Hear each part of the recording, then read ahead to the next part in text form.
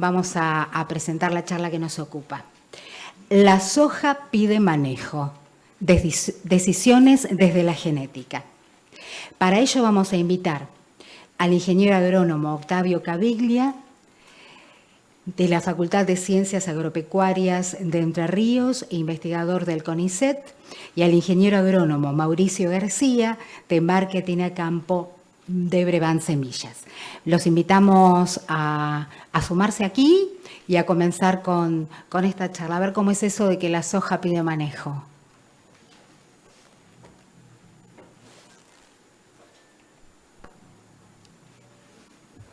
Buen día para todos, gracias por venir acá a la primera charla. Está un poquito lejos del pañol central, pero tenemos la sala llena, así que muchas gracias por estar. Quería empezar con esto, que es un poco el eslogan de la campaña de comunicación de Brevant Semillas este año, y tiene un significado muy importante para nosotros, porque como todos saben, nosotros estamos hace 3 años en el negocio de semillas. Brevant está más asociado en su momento a otros cultivos, maíz principalmente, y bueno, y empezamos con esto de soja. ¿Y por qué el eslogan que eligió nuestro gerente de productos Gonzalo Insúa para la campaña? Es porque, digamos, nos sentimos en un momento muy importante en lo que es en el cultivo de soja. Ustedes saben que nosotros tenemos genética con tecnología en LIS y con Questa en LIS. Pero más allá de eso, nos encontramos con un equipo súper preparado para enfrentar no solamente las necesidades de los productores en cuanto a demanda de variedades. Tenemos una paleta muy amplia de variedades, donde tenemos de un grupo 3.3 a grupos 7.5 y con toda la gama intermedia, o sea, una oferta muy importante de productos, sino también con mucha gente trabajando en esto que vinimos a charlar sobre manejo de soja. O sea, no solamente ofrecer los productos, sino aprender a cómo manejar las variedades de soja a lo ancho y a lo largo del país. Y otro tema no menor es todo el soporte técnico que contamos con toda la red de distribución y con toda la gente que trabaja no solo en la parte genética de mejoramiento y de desarrollo de las variedades, sino todo lo que viene atrás en todo lo que refiere al sistema LIS. O sea, tenemos un equipo técnico súper robusto en conocimiento del sistema LIS, de qué productos utilizar, en qué momento, y también otro tema que al principio nos parecía un poco complicado, que era la parte de comercialización. O sea, teníamos miedo al principio de qué iba a resultar con esto de Sembra Evolución y demás, y la verdad que todos los semilleros que estamos involucrados en el sistema Sembra Evolución vemos que fue un éxito, y todo lo que refiere no solamente a la comercialización de bolsas con tecnología en LIS y con Questa, sino también con aquel productor que decide hacer su propia semilla y meterse en el programa con las famosas hectáreas tecnológicas. Entonces, todo eso tiene que ver con el eslogan de Elijo Crecer y de sumar tecnología a nuestros lotes en Argentina. Bueno, acá un poco como para hacer una intro, es qué venimos viendo en los últimos años en cuanto a la superficie de soja. Vemos que la participación, digamos, esto es a nivel nacional, pero vemos que también la soja empezó a tomar mucha importancia en lo que es soja de segunda, soja sobre trigo, sobre carinata, sobre un montón de cultivos de invierno, donde empezamos a ver la soja no solamente en las fechas tradicionales, sino en otras fechas de siembra y sobre otros cultivos.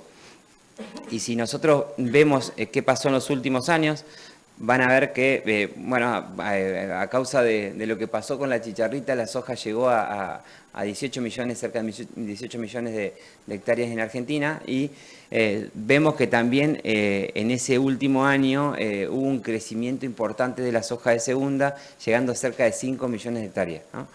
Eso por varios motivos, cuestiones de lo que pasó con la chicharrita, cuestiones de márgenes y rentabilidad del doble cultivo, pero vemos que la soja tuvo un crecimiento importante hasta llegar a esas 18 millones de toneladas, y suponemos que este año puede llegar a la misma superficie. Cuando vemos estos mapas, vemos, digamos, esas líneas representan, fíjense que representan, es un mapa que usa Rexo para ubicar los ensayos y sus experimentos de acuerdo a los grupos de madurez. Esos son los mapas donde se testea los distintos grupos de madurez, y vemos que también esas líneas rojas marcan las líneas de isoieta. Entonces lo que representa ese mapa es que hay una terrible variabilidad de ambientes y de zonas, no solamente por precipitaciones, sino de grupo de madurez que tenemos acá en la República Argentina. Si vemos esto, es un mapa de productividad, donde también se ven con los distintos colores la distinta productividad del cultivo de soja, y si vemos más adelante, vemos también lo que es área sembrada a lo largo de Argentina, y cuando hacemos un doble clic y vemos la fecha de siembra, nos encontramos que tenemos soja tanto en Entre Ríos, en San Luis, lo veo Nico acá, en el norte, soja de primera, de segunda, de tercera. Entonces tenemos el cultivo de soja en todos lados y en distintas situaciones. Y si nosotros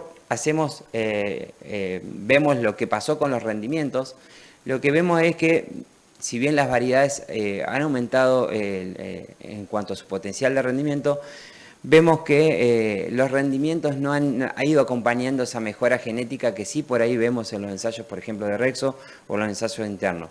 Entonces, ¿qué es lo que nos plantea esto? Es que hay cosas para manejar o para hacer para acompañar ese progreso genético que hablamos en los semilleros y que vemos en los ensayos, y que después a la hora de producirlo y llevar esa variedad a campo con la tecnología que necesite, no lo vemos reflejado, ¿no?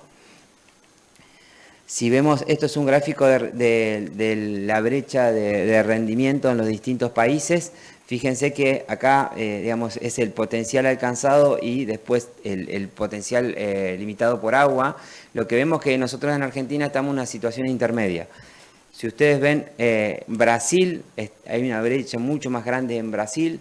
Por ahí Uruguay Uruguay, la brecha por ahí es un poco más corta, pero todavía tenemos para levantar ese potencial de rendimiento en cuanto a poder explorar ese ambiente que nos está aportando ese lote o ese ensayo en el caso de los experimentos.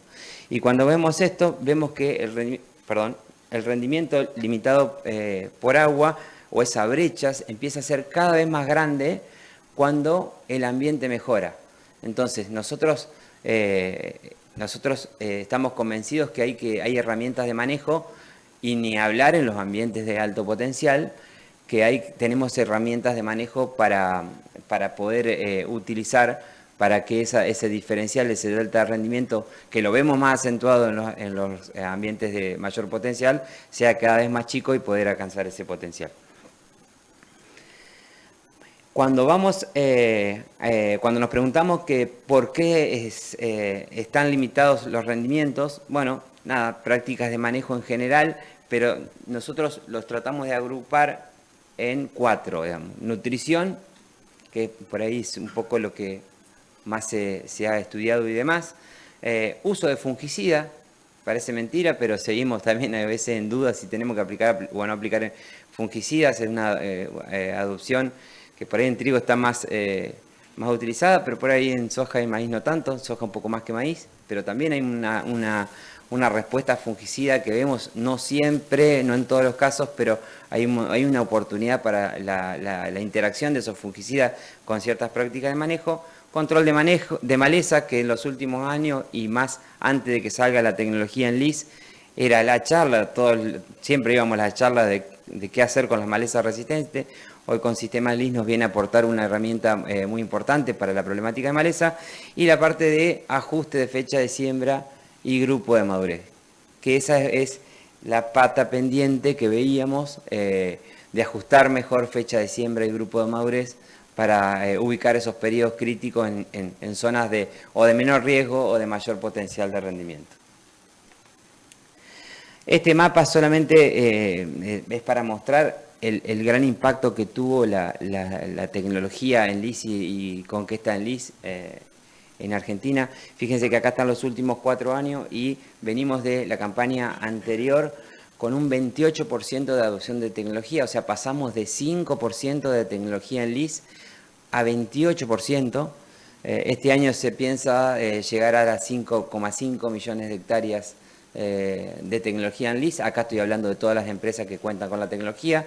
Entonces, si ustedes ven el progreso de la tecnología a través de los años, fíjense, este colorcito acá es el LIS y este es el Conquesta, y fíjense que si hacemos zoom en alguna zona particular, por ejemplo el oeste, con gran crecimiento, fíjense, gran crecimiento a la 25 de la tecnología en LIS, por la problemática de maleza resistente en el oeste, y ni hablar en el norte la tecnología Conquesta. Entonces es una tecnología que llegó para quedarse y que está tomando mucha importancia a lo largo y a lo ancho del país, y eso también hace que tengamos que empezar a aprender y a conocer las variedades nuevas y digamos, y todo lo que tenemos que hacer con esas variedades que tienen 1, 2 o en algunos casos las más viejas 3 años en el mercado. Así que tenemos todo un desafío por delante para investigar y conocer el mejor posicionamiento de cada una de las variedades. Bueno, acá le voy a hacer el pase a Octavio, porque nosotros siempre decimos que en el caso de nutrición y control de maleza es como que lo tenemos un poco más resuelto, porque hay mucha gente trabajando ahí, y después los otros 2 puntos son los que estamos trabajando fuerte de esta campaña pasada.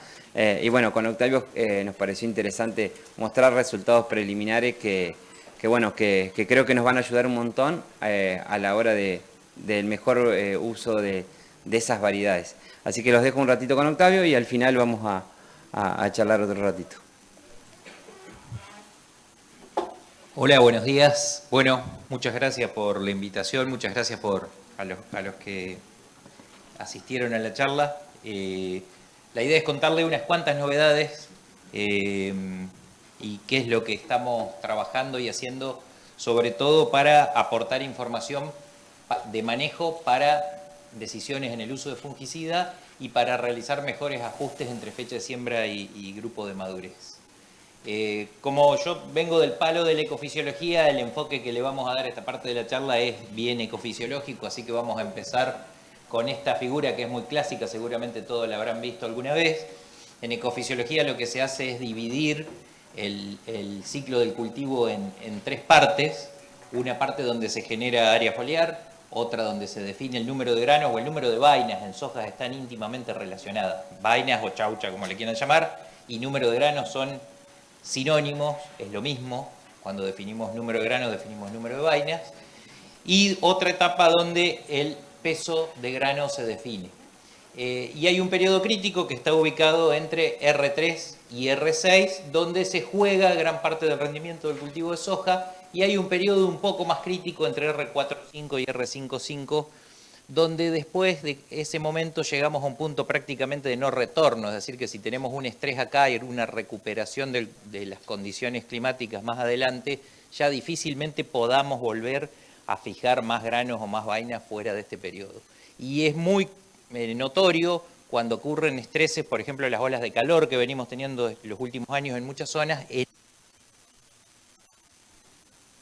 Hola. La cantidad de efectos que vemos que tienen que ver que no fui yo, no toqué nada. Uy, ahora sí. Esa sí fue mía. Que vemos reflejado el impacto de esos golpes de calor, como por ejemplo apertura de vainas, ruptura de tegumentos, retención foliar, tallo verde. Está muy relacionado con lo que pasa en esta etapa. ¿Hay alguien? No, se mueve ese micrófono. Pero en general lo que vemos cuando empezamos a estudiar un poco más el cultivo es que hoy todas las variedades de soja, hasta las grupo 8, son de tipo de crecimiento indeterminado. Y que todas estas fases que vemos, la generación de área foliar, la determinación del número de granos y del peso de grano, están todas metidas adentro de ese periodo crítico. De hecho, en esta figura que es de Adriana Kantolik, fíjense que ya se refleja que sigue habiendo dentro del periodo crítico la generación de nudos dentro del periodo crítico, porque no es un cultivo determinado que primero genera el área foliar y luego se pone a definir el rendimiento, sino que hace las dos cosas a la vez, hoy en todas las variedades. Son todas indeterminadas. Y otra cosa importante, y este es un trabajo hecho por Lucas Borraya hace algún tiempo, pero es un trabajo muy clásico, lo único que quiero indicarles acá que la soja es el cultivo que mejor captura las mejoras de fuente fotosintética durante el llenado de granos en esta etapa. Es el cultivo que más responde a peso de grano y por eso el uso de fungicidas y la protección del área foliar durante el llenado de grano es una de las principales prácticas de manejo involucradas en el cierre de brecha de rendimiento. Entonces, simplemente para mostrarle, esta es la tasa de crecimiento o velocidad de crecimiento del cultivo que tiene que tener entre R3 y R6 y la cantidad de número de granos o número de chauchas o vainas. Están íntimamente relacionados, es lo mismo. Si quiero fijar grano, tengo que fijar chauchas.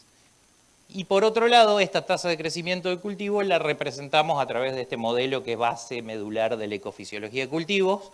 La velocidad de crecimiento del cultivo depende de la radiación incidente, o sea que depende de dónde ubiquemos ese periodo crítico, esta radiación puede ser más alta o más baja. ¿Dónde tenemos las máximas radiaciones incidentes? Bueno, en diciembre, pero generalmente para el cultivo de soja se suele ubicar el periodo crítico en enero para los altos potenciales, ahí es donde tenemos más radiación. Si el periodo crítico se desfasa o se atrasa en relación a enero, cada vez el potencial de rendimiento cae. Entonces, la decisión de fecha de siembra implica ubicar el periodo crítico en momentos con distinta radiación incidente. También la soja responde al fotoperiodo. Entonces, esa radiación también está asociada a la duración del día. O sea que si yo ubico el periodo crítico cada vez más tarde, la generación de estructuras en ese periodo de R3, R6 va a ser menor y la estructura de la soja del cultivo va a ser menor y por lo tanto podemos perdernos de interceptar esa radiación que llega. Y por último, este es un factor que penaliza los estreses.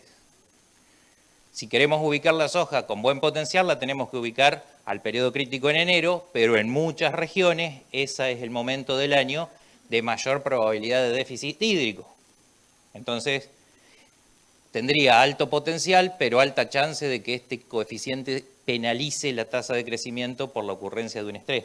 Entonces, la ubicación del periodo crítico es clave no solo para definir el potencial que puede tener, sino para la generación de estructura y para escapar a estreses bióticos o abióticos que yo sé que ocurren dentro de una determinada región. ¿Tá? Entonces, cuando yo decido una fecha de siembra y elijo un cultivar con determinado grupo de madurez, estoy decidiendo dónde se va a ubicar este periodo crítico y qué estructura va a tener el cultivo. Es una decisión muy importante y por eso es una de las principales causas también de la reducción de brecha. Esto es simplemente para mostrarle que los distintos grupos de madurez tienen una respuesta a fotoperiodo distinta. Los grupos de madurez más largos suelen tener más hojas que los grupos de madurez más cortos, más nudos. Más hojas significa más nudos y dentro de los nudos va la carga de vainas. Y esta es la sensibilidad que tienen al fotoperiodo los distintos grupos de madurez. Los grupos más largos son más sensibles al fotoperiodo y los grupos más cortos son menos sensibles al fotoperiodo. Y aquí vemos desde los grupos 0 hasta los grupos 10 cómo cambia este umbral de respuesta al fotoperiodo y cómo cambia esta pendiente, esta sensibilidad. Es simplemente para que tengamos presente que hay mucha diferencia en la sensibilidad que tienen los genotipos de soja y hay mucha diferencia en la duración del día en las distintas zonas productivas. Acá tenemos, fíjense, desde Tres Arroyos, acá donde el 21 de diciembre el día es bien largo, hasta Las Lajitas, donde el 21 de diciembre el día es mucho más corto. Y ese fotoperiodo, luego del 21 de diciembre, se va cortando. Y nosotros ubicamos periodos críticos de la soja en distintos momentos dentro de esas distintas localidades. Entonces, por ejemplo, si yo tengo una fecha de siembra de principios de noviembre, una soja primera, en cualquiera de esas localidades, voy a ubicar el periodo crítico ahí. Y si hay respuesta al fotoperiodo de la soja en todo el ciclo, que eso es distinto al resto de los cultivos, la soja responde al fotoperiodo en todo el ciclo y también en el periodo crítico, obviamente voy a tener un impacto en la duración de la etapa por fotoperiodo aquí y en la generación de estructura que ocurre durante ese periodo crítico, sobre cuántos nudos nuevos se generan desde R3 en adelante. Y eso es importante porque en cada nudo que se genera después de R3 puedo cargar rinde, puedo cargar vainas, chauchas. Si me voy a una soja de segunda, ubico el periodo crítico generalmente más tarde, con fotoperiodos más cortos, y las consecuencias de eso es que el periodo crítico va a durar menos, porque la respuesta al fotoperiodo hace que se acorte, además de que la radiación solar es menor, y además de que voy a perder estructura, o sea, capacidad de interceptar radiación durante ese periodo crítico, y capacidad de cargar rinde en los distintos nudos. Y bueno, esto es una información que más o menos se sabe. Uno puede hacer simulaciones con, por ejemplo, cronosoja, donde acá vemos distintos grupos de madurez, de acá desde el 3 hasta el 7, en distintas fechas de siembra para pergamino. Por ejemplo, esto es 1 de noviembre, 1 de diciembre, 1 de enero. Si yo siembro todas en la misma fecha, ¿qué es lo que voy a ver? Bueno, que los periodos críticos, el momento de R3, que es el inicio del periodo crítico, a medida que siembro más tarde, se va alejando de la zona de máxima radiación o de máximo potencial, ¿no? Y por otro lado, tengo un tope al crecimiento del cultivo, que es la probabilidad de que ocurran heladas y que no pueda terminar el ciclo. Entonces, si siembro grupos más largos en fecha de siembras tardías en una localidad determinada, ¿quiere que lo cambie?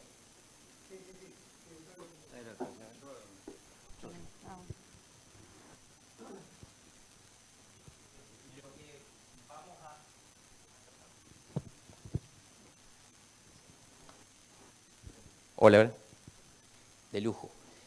Bien, entonces tenemos que a medida que nos atrasamos en fecha de siembra, la ubicación del periodo crítico se va cada vez más tarde, y fíjense el impacto que tiene elegir un grupo de madurez distinto, ¿no? Es decir, que cuando me voy a fechas de siembra más tardía, si yo no quiero alejarme de esta zona de alto potencial, debería optar por grupo de madurez más corto. ¿Cuál sería el problema de tomar esa decisión? Que los grupos de madurez más corto, como decíamos, tienen menos hojas, menos nudos y menos estructura.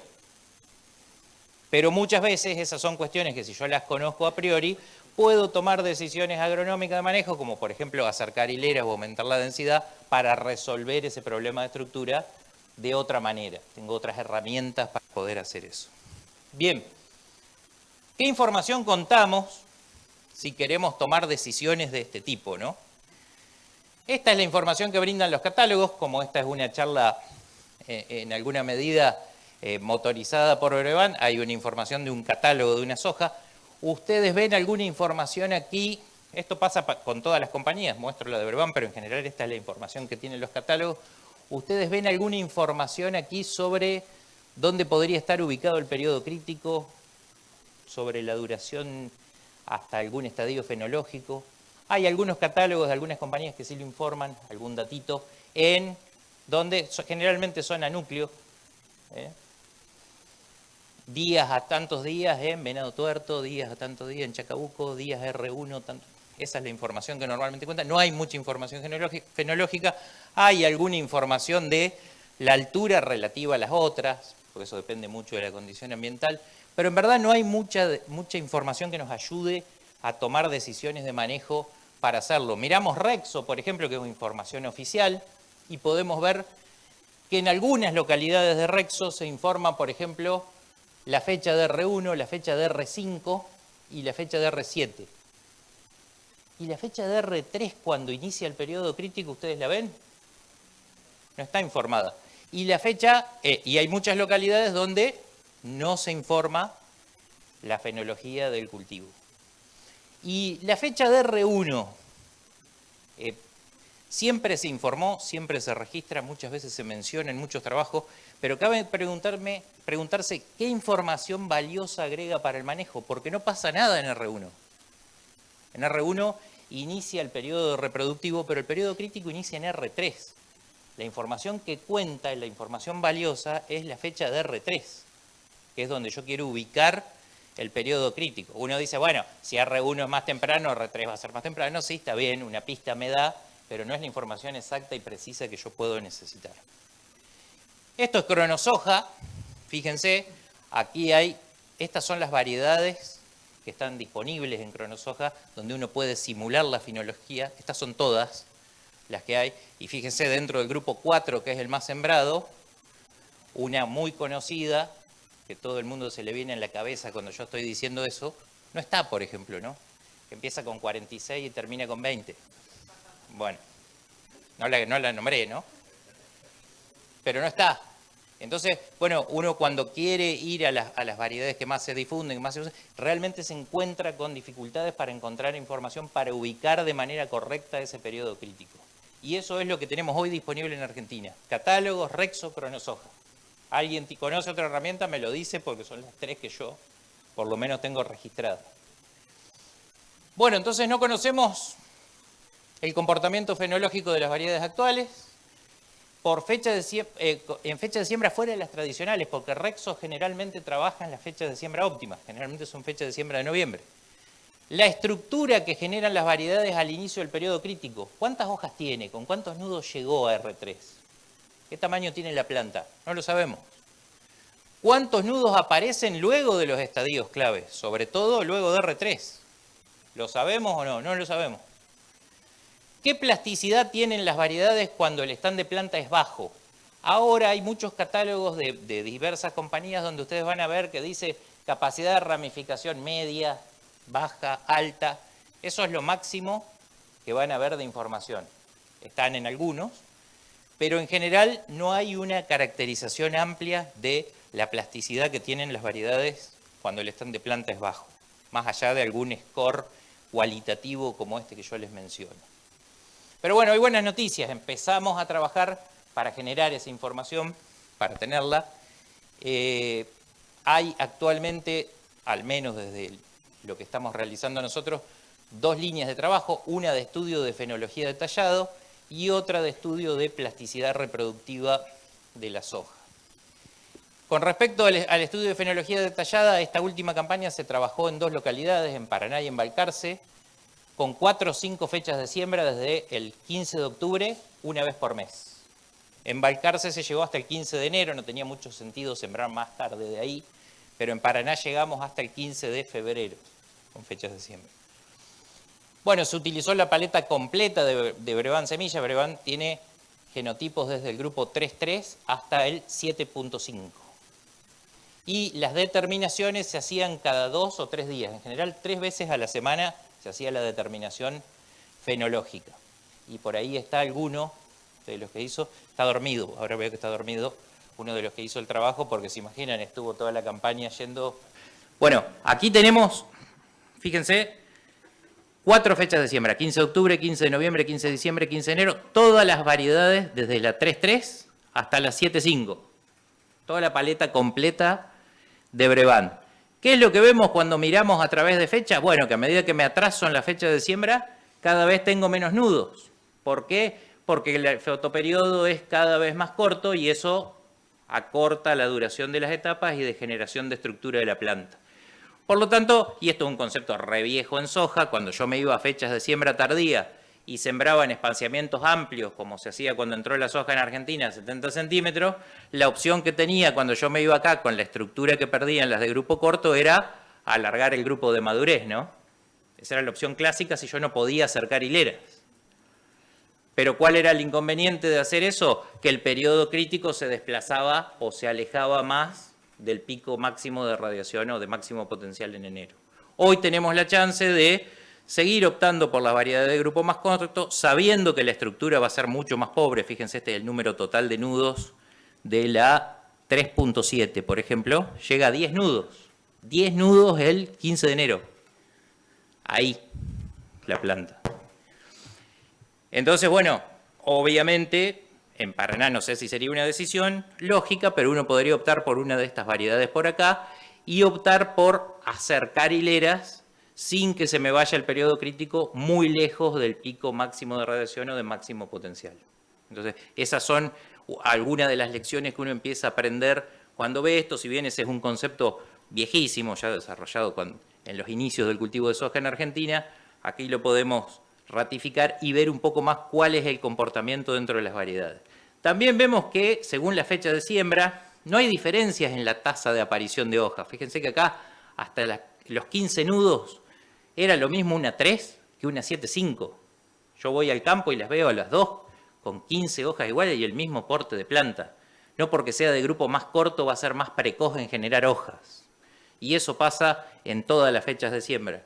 También otra cosa que vemos, decimos, si la 3,3, perdón, vuelvo, si la 3,3 es la de grupo más corto, ¿por qué no es la que tiene menos nudos? Sino que suele ser la 3,7 en todas las fechas de siembra. Fíjense aquí, aquí, aquí. Tiene menos nudos en el tallo principal una 3,7 que una 3,3. ¿Y qué pasó ahí? Uno dice, no, está mal caracterizada, la 3,3 no es 3,3 y la 3,7 no es 3,7. No, cuando uno mira la fenología, cuando llegaron a los estadios fenológicos, está bastante bien. Lo que pasa es que hay variedades que tienen más habilidad de generar nudos en el tallo principal. Por ejemplo, la 3,3, en este caso. Cuando uno mira la 7,5, por ejemplo, en algunas fechas de siembra, aquí en la última, la de 15 de enero, no es la que más nudos tiene, sino que es una 6. ¿Por qué? Porque en esa fecha de siembra tardía, la 6 tiene capacidad de generar más nudos en el tallo principal, es decir, tiene un carácter de indeterminación más largo que la 7,5. Y esas son el comportamiento de las variedades que no las conocíamos, porque la ubicación de cada variedad dentro de cada grupo de madurez se hace por la ocurrencia de los estadios fenológicos R. No los ve, que es lo que estamos haciendo acá, que estamos contando nudos. Entonces nos empezamos a enterar de un montón de cosas en el comportamiento de estas variedades que realmente no las conocíamos. Esa es la fecha del 15 de febrero. De vuelta, fíjense quién está abajo, 3,7.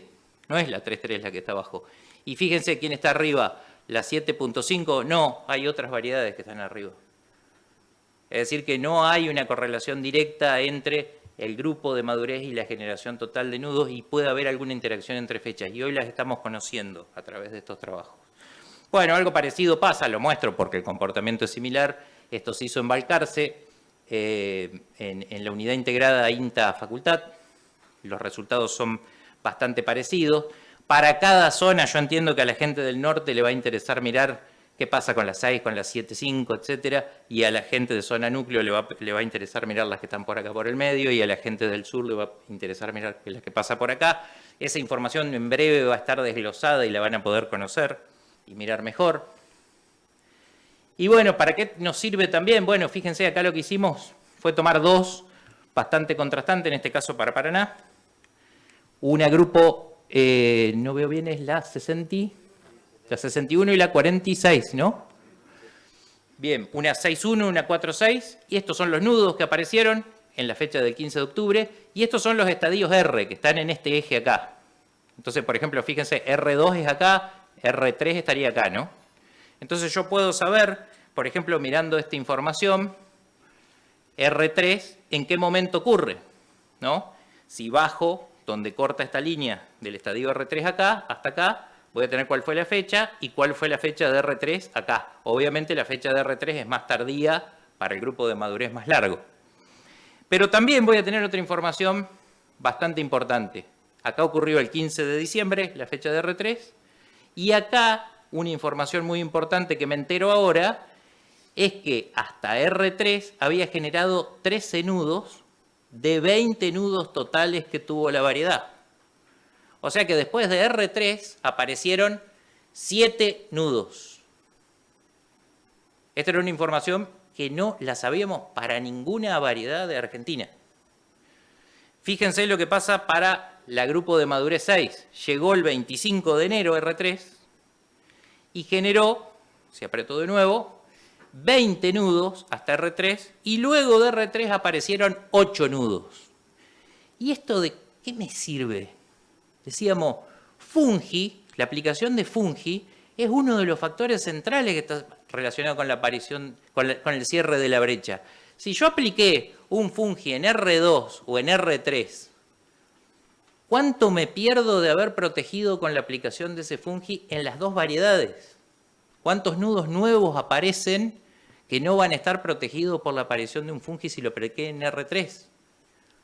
Fíjense que en este caso es casi 1/3 de los nudos que nunca van a haber recibido ningún fungicida. Entonces, conocer esta información me da un montón de pistas para ubicar el periodo crítico y para manejar también el fungicida. Esta información pierde un poquito de importancia cuando me voy a una fecha de siembra más tarde, o sea, hay menos superposición de nudos. Fíjense acá la 4 generó 11 nudos hasta R3 de 15 totales, aparecen 4 nudos más. En la otra tenía 13 nudos hasta R3 y generó 5 nudos más. Pero igualmente hay 5 nudos sin proteger. Son menos la diferencia que acá, pero empezamos a conocer eso. También, si miro ahora, para ir variando, nos vamos un poquito al sur, a Balcarce, usando el mismo concepto, podemos ver cuánto dura el periodo crítico. Fíjense, acá está R3, acá está R6 y acá está la duración del periodo crítico y dónde lo voy a ubicar, las fechas donde lo voy a ubicar. Y si lo comparo con otra variedad, una 4 contra una 6, también puedo ver dónde va a estar ubicado y cuánto dura.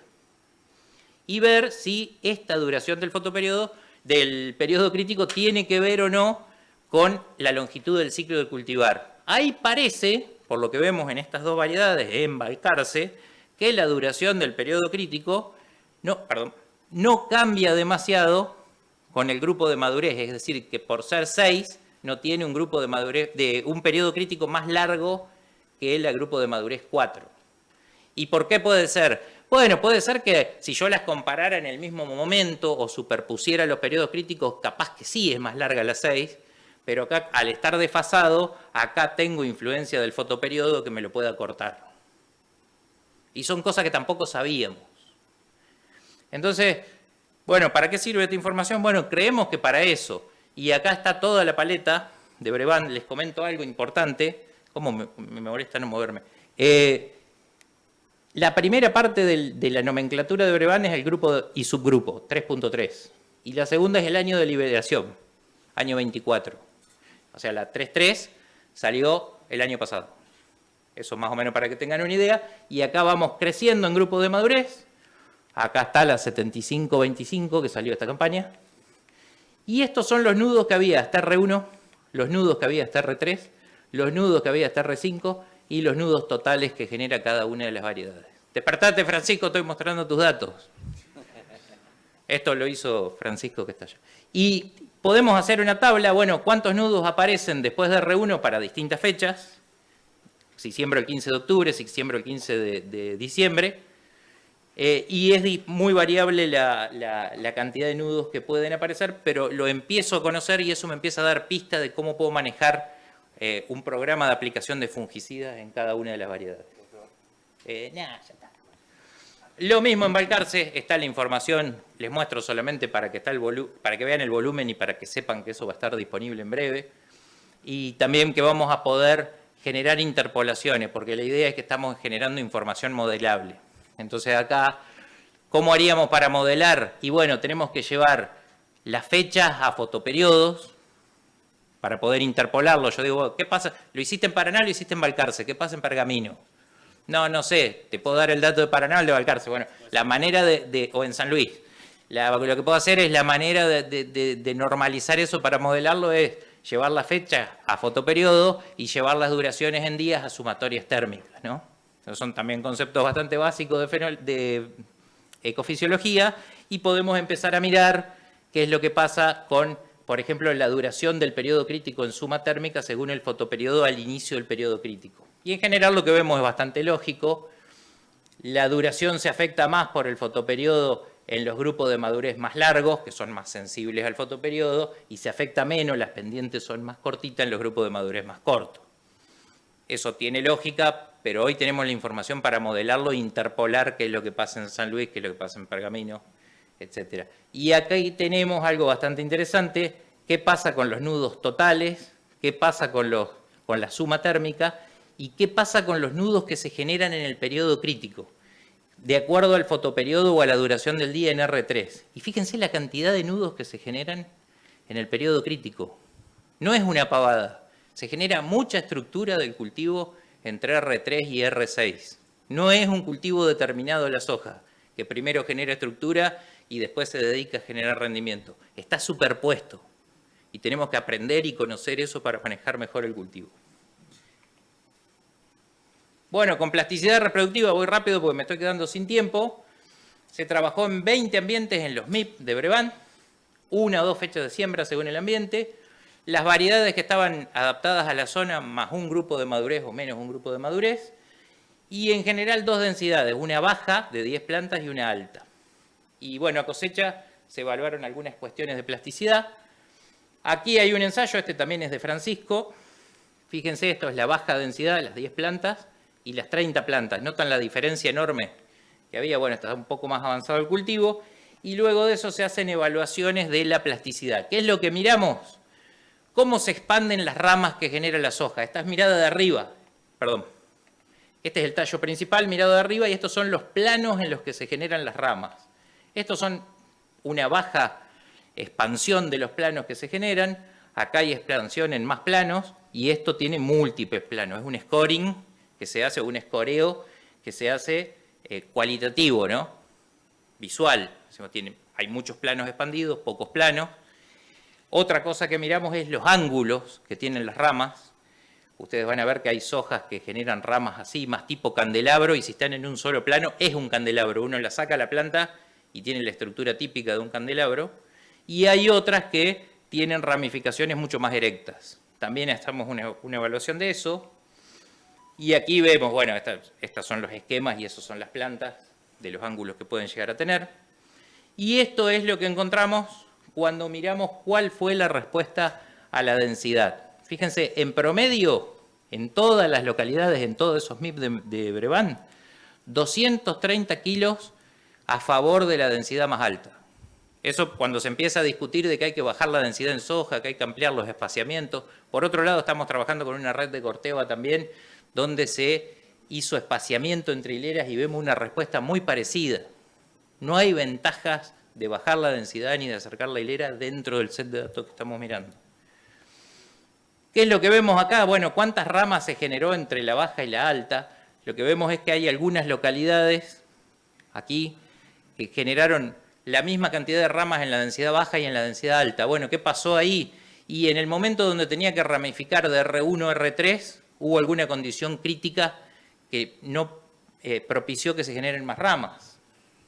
¿Qué pasó acá? Esta es la relación 1,5. Bueno, se generó más o menos una rama y media por cada una rama que se generó en la más alta, pero algunas localidades como Izcallacu, por ejemplo, generaron baja cantidad de ramas tanto en la baja densidad como en la alta densidad. Y lo que fuimos a hacer fue a mirar dentro de cada una de esas densidades, esto es Izcallacu en el norte, esto es Diego de Alvear, zona núcleo, y lo que hicimos fue comparar la generación de ramas dentro de las distintas variedades. Y lo que nos encontramos es que hay algunas variedades, como por ejemplo acá, 61-22, que no hubo diferencias significativas en la cantidad de ramas entre la baja y la alta densidad. Entonces uno dice, che, esa es una variedad poco ramificadora. No, nada que ver. Tenía muchas ramas ya en la alta densidad. Por eso no hubo diferencias con la baja. Al contrario, es bien plástica esa. Podemos ir a ver lo que pasó, por ejemplo, en Diego de Alvear y esta variedad, la 41-24, no tuvo diferencias significativas entre la baja y la alta densidad en la cantidad de ramas. Y entonces ahí vemos, bueno, esta sí tiene menos ramas en general en la alta densidad que en las otras. Entonces podemos decir, bueno, esta variedad la ponemos un poco en observación a ver si es una variedad que tiene tal vez algo menos de plasticidad que las otras. Y si sabemos eso, no es para castigar la variedad y no sembrarla, sino para manejarla distinta que a las otras, o tomar decisiones diferentes con el manejo de esa variedad. Me queda un minuto, les muestro esto último.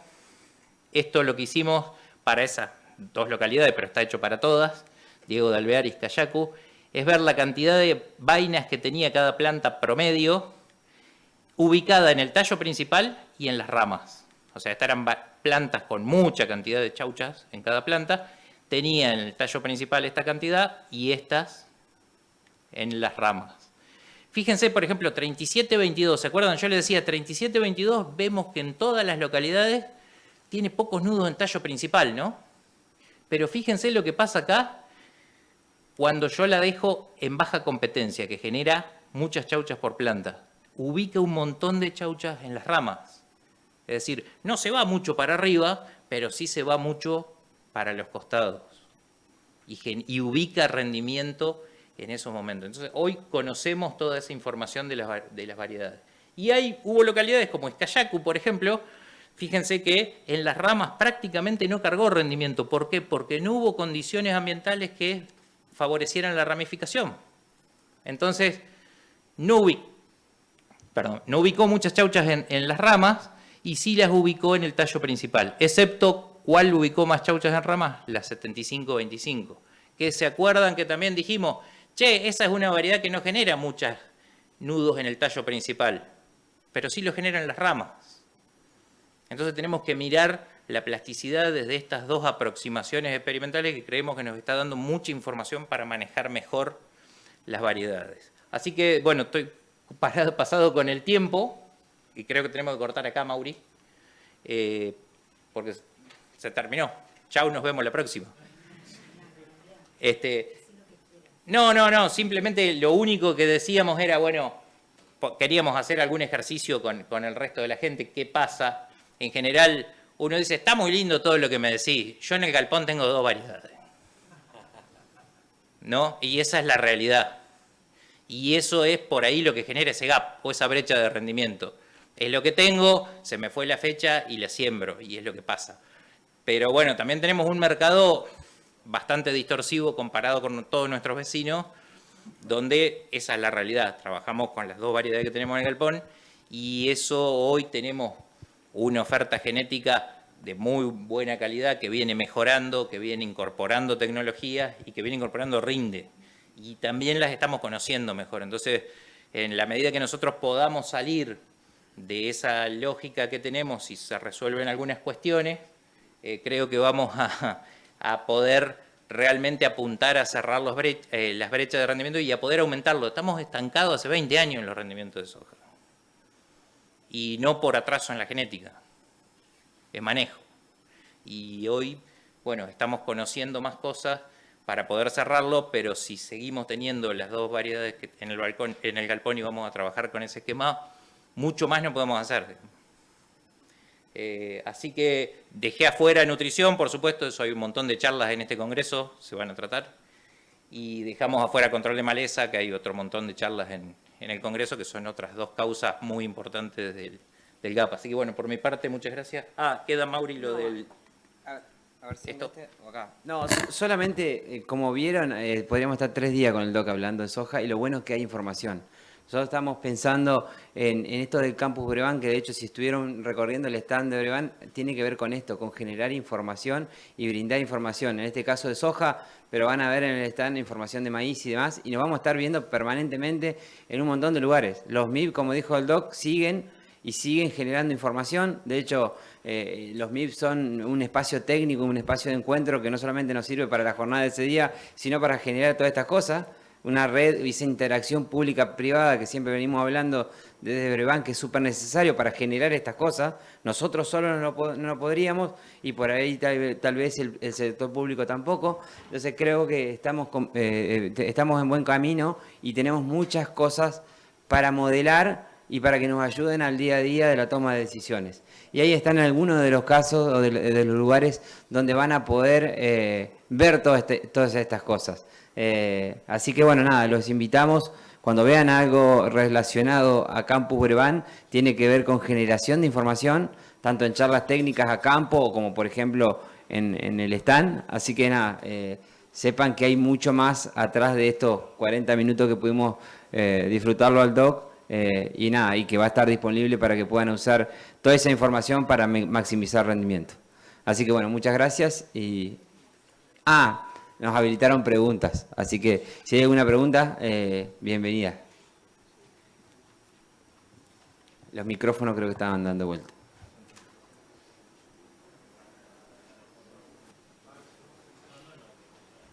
Acá hay una. A ver. Hola, hola. Buen día, ¿cómo andan? Quería consultar acerca de las variedades un poco largas para la zona de Entre Ríos. cómo las manejo en fecha de siembra de segunda. Por ahí se habla mucho de lo que es las densidades.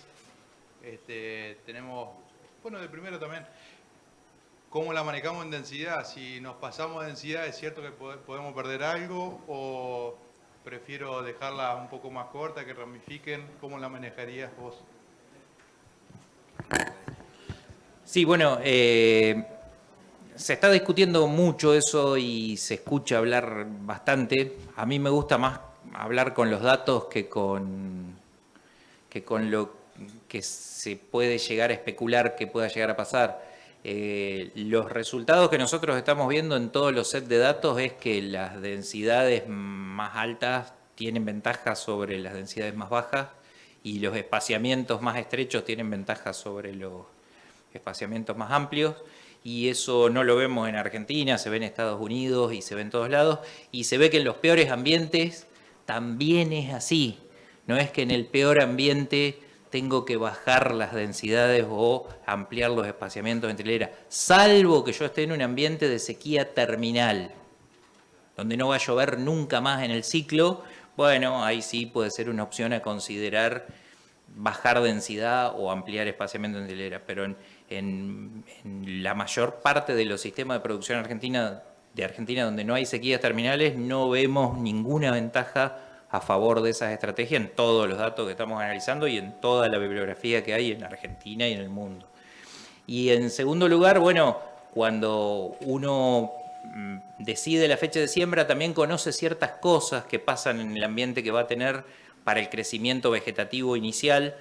Por ejemplo, cuando uno va en una soja de segunda, generalmente el perfil no está completamente recargado y es probable que la expansión de esas hojas, de las que aparezcan, se vea limitada, no el número de nudos, pero sí la expansión, van a ser hojas más chicas, por lo tanto también es una recomendación ajustar la densidad. Hay lugares donde ya trabajan con densidades altas, entonces no es una práctica común aumentar la densidad en las hojas de segunda porque ya vienen trabajando con densidades más altas en la soja de primera, entonces cuando uno le dice no, tenés que subirla, ¿cómo? Pero ya estamos trabajando. Ah, no, bueno, pero está bien, estás usando una buena densidad ya en la de primera y también en la de segunda, pero en general, cuando el ambiente es más favorable para el crecimiento vegetativo inicial, uno puede irse a densidades un poco más bajas, apostando a esa mejor expansión foliar que puede ocurrir, acompañada por ese mejor ambiente al inicio, que uno lo conoce a priori, ¿no?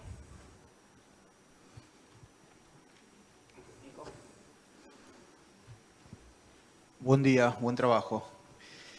Te quería preguntar, Octavio, si te ha tocado asesorar o aconsejar a algún productor en sojero en cuanto a grupos de madurez. Poner un vago que tenga 10, 12, 15 lotes de soja. ¿Te gusta, eso por ahí es preferencia personal, que use un solo grupo de madurez en toda su actividad sojera? ¿2 grupos de madureces? ¿3, 4? Sí, bueno, un poco era el problema que habíamos planteado, ¿no? Yo te lo digo desde la diversificación de riesgos por ubicación de periodo crítico.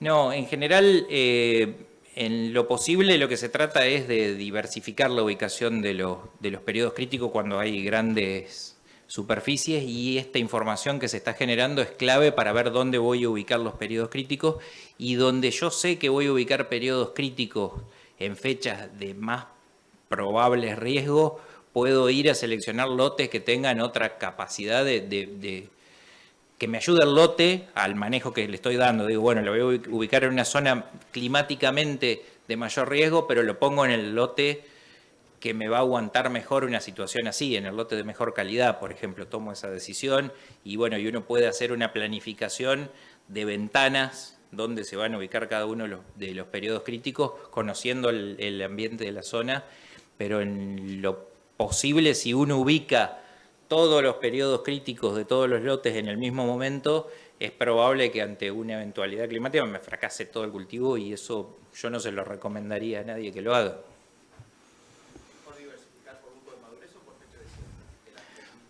Y se pueden combinar las dos cosas, de acuerdo a las variedades que tengas disponibles y a la previsibilidad que tengas en tener las condiciones de siembra al momento que lo tenés planificado, ¿no?